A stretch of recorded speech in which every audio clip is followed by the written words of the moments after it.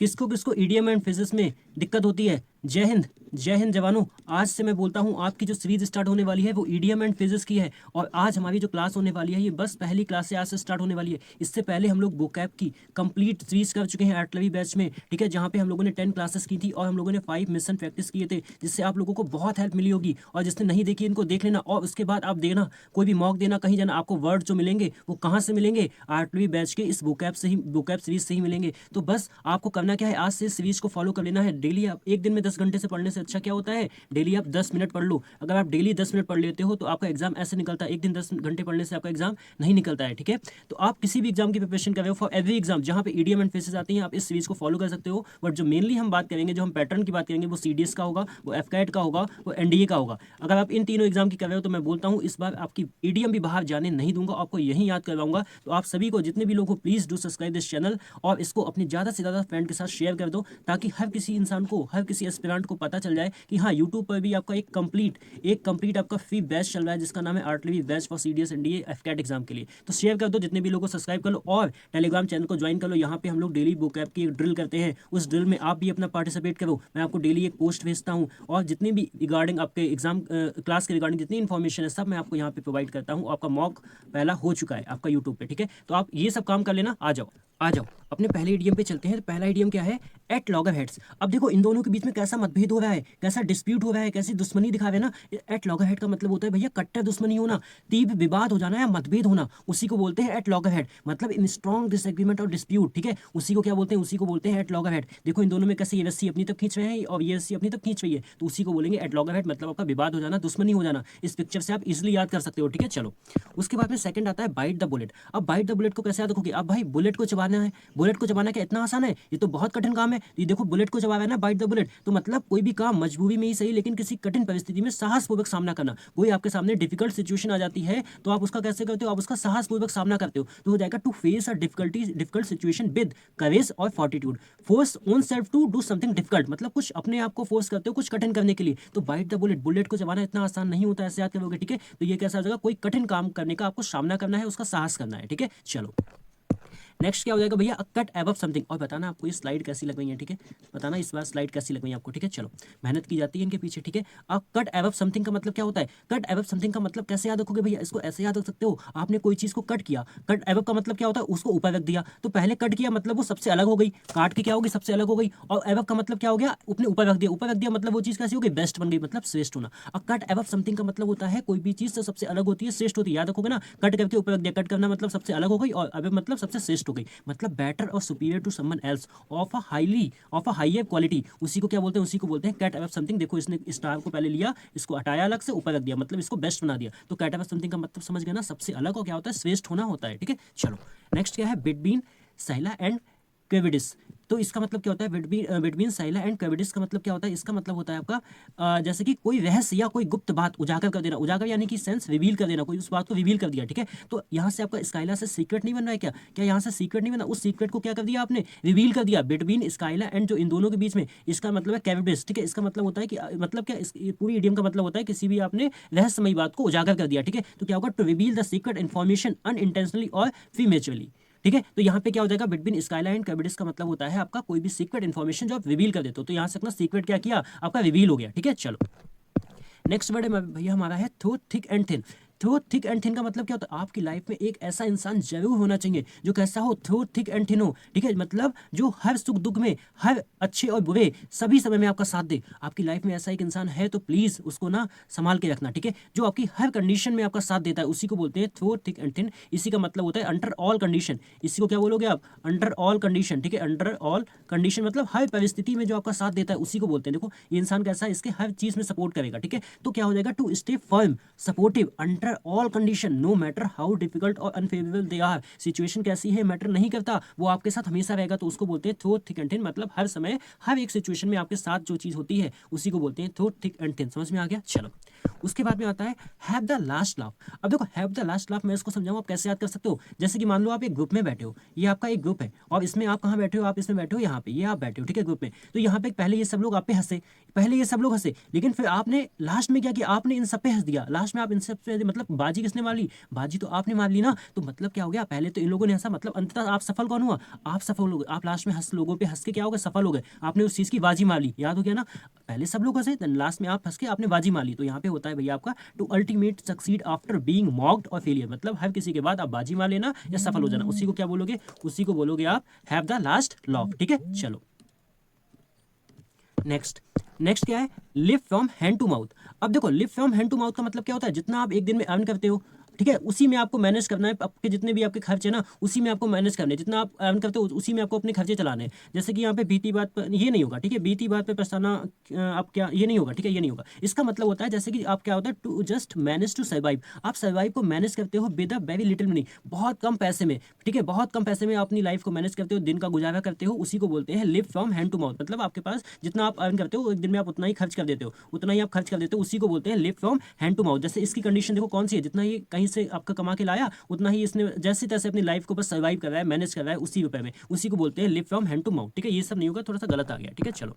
उसके बाद में every cloud has a silver lining, बहुत अच्छी है, बहुत अच्छी ये आपकी इडियम है। इसका मतलब होता है पता, निराशा में भी आशा की किरण होती है, हर मुश्किल के बाद अच्छा समय आता है, हर नेगेटिव चीज़ में भैया आपकी पॉजिटिव चीज़ें छुपी होती हैं, हर प्रॉब्लम में उसका क्या होता है, हमेशा कुछ ना कुछ सॉल्यूशन होता ही है, बस you need to just identify, है ना, आपको जस्ट आइडेंटिफाई करने की जरूरत है। ठीक है, तो यहाँ पे क्या हो जाएगा, एवरी डिफिकल्ट और sad situation has a comforting और मोर होपफुल एस्पेक्ट, उसी को बोलते हैं हर every cloud has a silver lining. यहाँ पे आपका डार्क क्लाउड है, जो आपके काले बादल आते हैं, तो उसके पीछे भी आपकी कौन सी एक किरण छुपी होती है, वो आपकी किरण कौन सी होती है, वो नहीं जो आप सोच रहे हो, वो होती है आपकी आशा की किरण, वो होती है आपकी सन वाली किरण, सन वाली वेज होती है। ठीक है, तो ऐसे याद रख लेना, हर एक बुरी चीज़ में एक अच्छी चीज़ छुपी होती है। ठीक है, चलो next one, your guess is as good as mine. वो क्या है भैया, कुछ भी पता ना होना, वो कह रहा है योर गैस आपका इतना अच्छा है जितना मेरा, तो मेरा तो बिल्कुल बेकार है, मेरा तो बिल्कुल बेकार है, तो मतलब उसका भी कैसा है, बेकार है, मतलब have absolutely no idea about something, आपको किसी के बारे में कोई आइडिया ही नहीं है, कुछ भी पता ना होना, उसी को बोलते हैं your guess is as good as mine. इसको अच्छे से याद करना, ठीक है,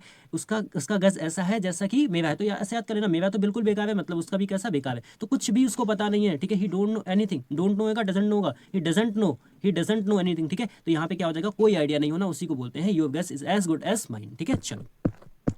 स्टील समन्स थंडर। अब स्टील समन्स थंडर का मतलब क्या होता है, किसी और के काम में उपलब्धि का श्रेय खुद ले लेना। भैया काम किसी और ने किया, श्रेय किसने ले लिया, आपने ले लिया। ठीक है, तो क्या इसका क्या मतलब क्या हो जाएगा, to take credit for someone's ideas, someone's else ideas और अचीवमेंट। ठीक है, उसको बोलते हैं स्टील समन्स थंडर। ठीक है, मतलब काम किसी और ने किया, श्रेय आपने ले लिया। ठीक है, तो उसी को बोलते हैं, जैसे कि देखो बल्ब इसने जलाया बट लेके कौन भाग गया, लेके आगे वाला भाग गया। ठीक है, तो जलाया इसने, लेकिन इसका श्रेय किसने लिया, क्रेडिट किसने लिया, इसने काले वाले ने ले लिया। तो इसका मतलब होता है किसी काम का आप श्रेय ले लेते हो, किसी, उसी को बोलते हैं स्टील समन्स थंडर। ठीक है, चलो नेक्स्ट।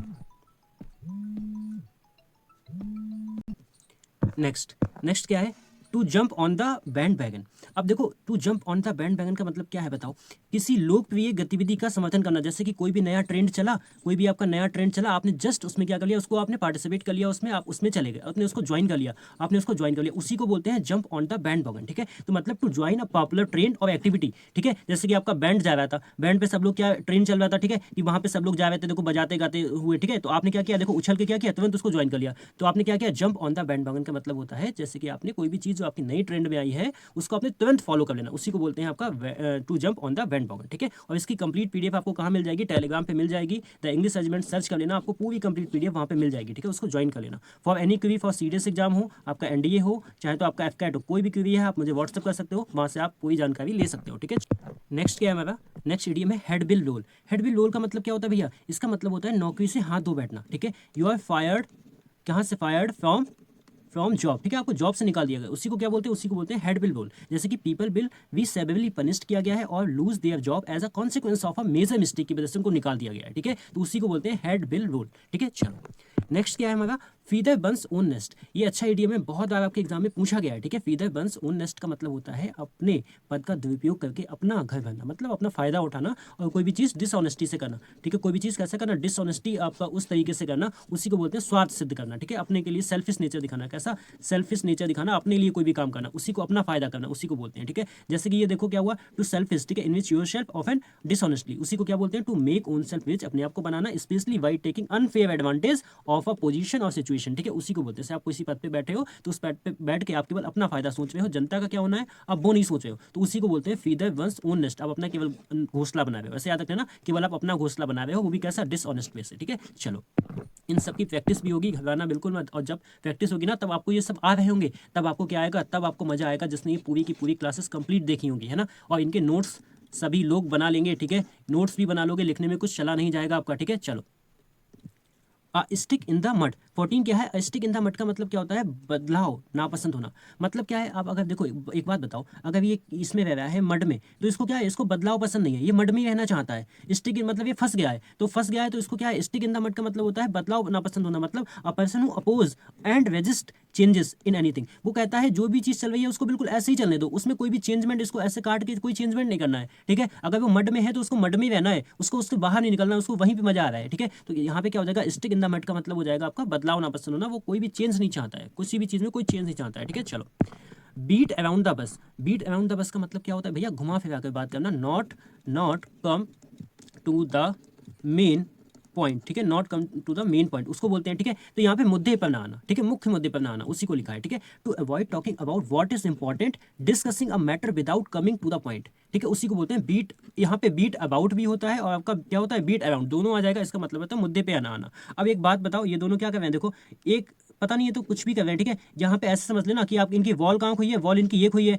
और ये मतलब क्या कर रहे हैं, यहाँ पे इसको ढूंढ रहे हैं, ठीक है, ऐसे करके, ठीक है। तो ऐसे मुद्दे पे नहीं आना, आप जहाँ पे जो चीज़ हो रही है वहाँ पे नहीं आना, उसी को बोलते हैं बीट अराउंड द बस, ठीक है। चलो, बी इन डैब हैंड। अब बी इन डैब हैंड का मतलब होता है किसी काम में माहिर होना। जैसे कि मैं आपको इंग्लिश में, जैसे आप यहाँ से अगर करते हो, आप अगर यहाँ से डेली प्रैक्टिस करते हो तो मैं बोलता हूँ आपके एग्जाम तक आप बिल्कुल माहिर बन चुके होगे, be in a dab hand, ठीक है, किसी काम में माहिर होना। To be proficient, skilled and expert at something, उसी को क्या बोलते हैं, उसी को बोलते हैं बी इन डैब हैंड, ठीक है।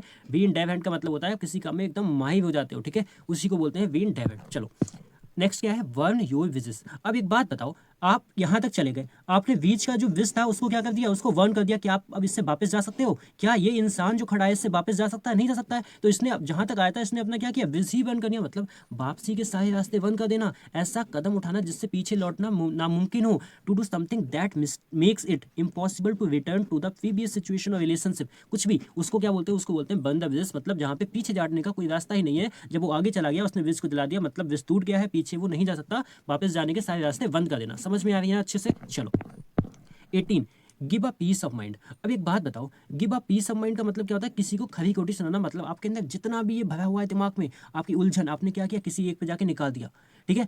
इन्होंने क्या किया, give a piece of mind, इन्होंने जितनी भी इनके अंदर उलझन भरी हुई थी इन्होंने किस पे निकाल दी, इस पे निकाल दी। तो क्या हो जाएगा, टू रिब्यूक, रिब्यूक का मतलब क्या होता है, डांटना, स्कॉल्ड समवन स्ट्रांगली, उसी को बोलते हैं give a piece of mind. मतलब अपने आप को पीस करने के लिए, आपने जितना भी था अपने माइंड को पीस देने के लिए इन्होंने जितनी भी इनकी उलझन भरी थी, जिनके गुस्सा भरा था, इन्होंने किस पे निकाल दिया, इस पे निकाल दिया। याद रखोगे ना, give a piece of mind का मतलब होता है आप किसी को खरी खोटी सुनाते हो, रिव्यू करते हो, डांटते हो, चिल्लाते हो, ठीक है। चलो, next, take it with a grain of salt. अब take it with a grain of salt का मतलब होता है पूरी तरीके से, पूरी तरह से सच्ची ना मानना, पूरी तरीके, मतलब इसका मतलब होता है संदेह के साथ किसी बात को सुनना। मतलब आप डाउटफुल होते हो वहाँ पे, कैसे होते हो, इसका मतलब होता है डाउटफुल होता है, ठीक है। इसका मतलब क्या होता है, डाउटफुल होता है।